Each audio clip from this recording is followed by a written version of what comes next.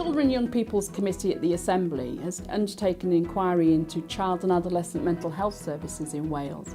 And we did this because we saw an increase, over 100% increase in the number of referrals into this service.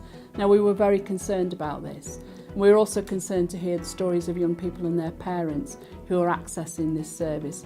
So we've worked with the Minister and we've written to him to ask for a route and branch review of the CAMHS service in Wales. We're delighted he's undertaken that, and so we will continue to work with the Minister and his review team to ensure that the issues that we have raised in our report will be considered, and we will actually be looking at ways in which we can make these services a lot better for the young people and for their families and the people who need the support around them.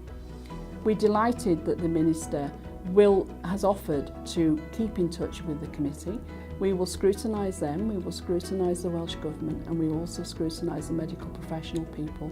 But most of all, we are grateful to those young people who took part in our inquiry, who gave us that evidence that's allowed us to produce this report that now is forming the basis of the route and branch review of the child and adolescent mental health services here in Wales.